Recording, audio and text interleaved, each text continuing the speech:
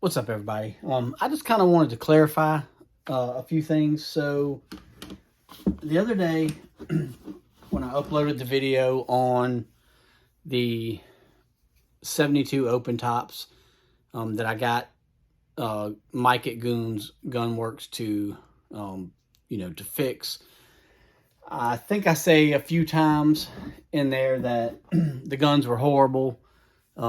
Well, one of them's a Taylor's, and the other one is a Stoeger. And yeah, the guns were bad. But it wasn't because Taylor's or Stoeger made a bad gun. These things have worked for years and years. I bought these from a cowboy action shooter who used these to win a couple state championships. So they ran hard and ran often, and they were just worn out. So anytime something is used over and over and over and over and over again, it's going to be you're going to have wear and tear. So these guns were just flat out just worn out. Parts on the inside were worn out. One of them had a broken hand that he handmade a new hand for it.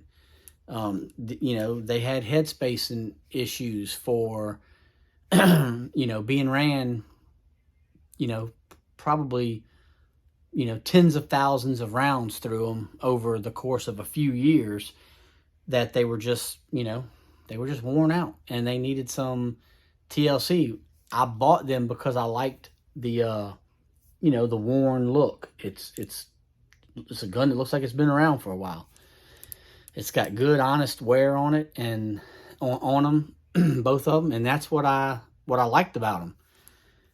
He just failed to mention when I got them that they didn't work very well. So, I got them and I shot them a little bit and was just not happy with them. So I ended up, putting them in the safe. In that original video I did where they were, hanging up and not wanting to cycle and all that stuff, I had, asked for, if anybody knew of any gunsmiths. And at that time, I was not aware of Goons Gunworks. So, or maybe I had heard of them, but just hadn't really, gave it much thought at that time. So, over the course of being on Instagram and seeing Mike's work and seeing other guys that I know and respect use Mike at Goons Gunworks to kind of help, get their guns, whether they be cap and ball guns or whatever, I decided to, these things sat in the safe probably a year and a half without me ever touching them. So I decided to send them to Mike over there, and hopefully he could get these things going the way that I, hoped they would run. And, when I got them back, I was stoked because they actually do run. Before, I couldn't get through even a whole cylinder full. I put about 100 rounds through them that day, some on camera, some off camera, and I didn't have a single problem. So I'm looking forward to shooting these even more in the coming, months or years or whatever. And I believe they'll last a long time with the new coil spring actions that he done to them, and the fitment and just the work that he done on the head spacing and everything else. So I just wanted to kind of clear that up. I didn't want to put it out there and seem like Taylor's and company or Stoeger or anybody like that put out a bad product or a gun that just was trash. I've purchased lots of, whether it be Pieta, Taylor's and Company, Stoeger, Cimarron, or just Uberti in general. I purchased a lot of their guns, and I have a lot of, a lot of those. Both of these are Taylor's and Company. Both of these are Cimarron. both of those are Pieta. Then I've got, a bunch of Rugers, and here I've got 4 more Cimarrons down there and 2 more Taylors and Company. So I've got a lot of their stuff. And I've got another Stoeger down there on the bottom, a Remington 1875. And I've never had any problems with any of their stuff. Not being a competitive, cowboy action shooter, full time, I don't wear the guns out like somebody that's using them every single day. So, or every single weekend, for hundreds of rounds. So I just wanted to kind of clear that up and let y'all know that it wasn't a Taylors and Company problem. It wasn't a Stoeger problem. It was just a tool that had been used and used and used and just was just worn out. So it just needed some attention. Goons Gun Works gave it the attention, and now they're back in action, and they're 2 of my favorite revolvers that I own. The 72 open top is just a great gun anyway, but they're hard to find right now, especially in the 5.5 inch version. And so, I just kind of wanted to clear that up. Now, that being said, I will say that, and I am gonna kind of, let's see here. So these are, nope, that's the cap and ball one. These right here. The 1851 Navy conversion from Cimarron. I have 5 of them. And I turned 2 of them. I went, once I had them, they all came in 7, all of my versions came 7.5 inch. And I switched 2 of them over to 5.5. Dark in the Wood. I really love these guns right here. I don't like them as much as the open tops because I like shooting 45 more than I like shooting 38. This is what it looked like. I changed it to this. And but on these, on 2 of them, I had already, there's a little step up in the recoil shield, that does not allow some of the ammo, when you go to cock it, when it hits that little step up, it's like a sharp ridge and it's hanging up. Well, these don't do that. I wasn't sure which ones I did. It's kind of hard to tell just by looking at them.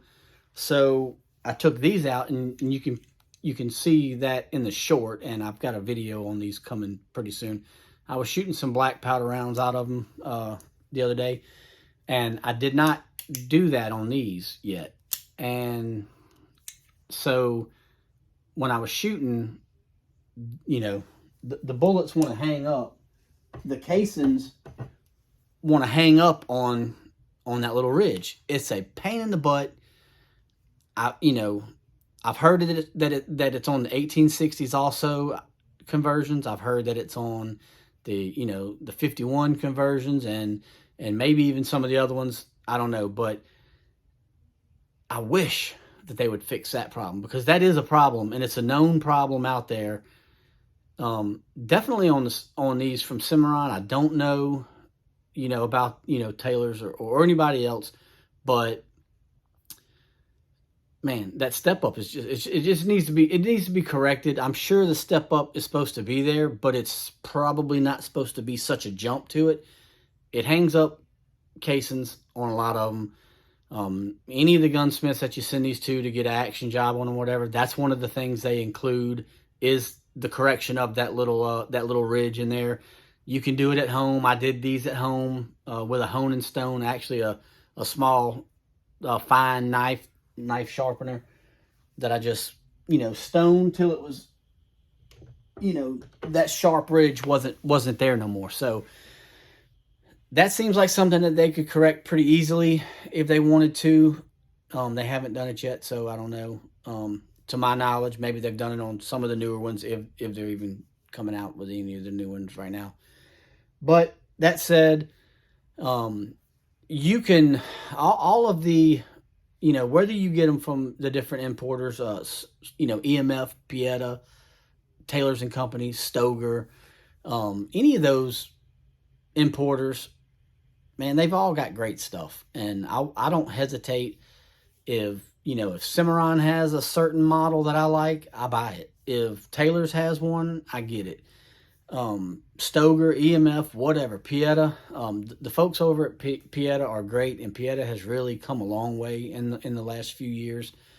All those companies are great to purchase from. I've not been paid by anybody to say anything or nothing like that. I'm just giving you an honest opinion that, and I know there's been people out there that bought a gun or whatever, and for whatever reason, something didn't work right. You're going to have those problems.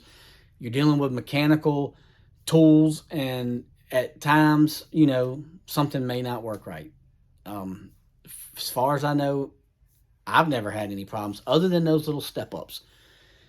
The little ridge in the 51 conversions. Other than that, I haven't had a single problem, and that's very easily correctable. So don't hesitate to buy from these companies. They're all great companies. They've got a lot of good gun guys working for them, and they just put out a good product. So Uberti is the manufacturer, or Pieta is the manufacturer, and you've got all these imports that get you their different finishes and different barrel lengths and different models, so to speak, or whatever. So don't be afraid to get these guns and enjoy them and shoot the dog out of them, because most of them, 99% of them, are great guns. And so I just wanted to kind of tell y'all that. If you watch this video, I appreciate it. And yeah, thanks for watching. Please like, share, comment, subscribe, and we'll see you on the next one. As always, thank you.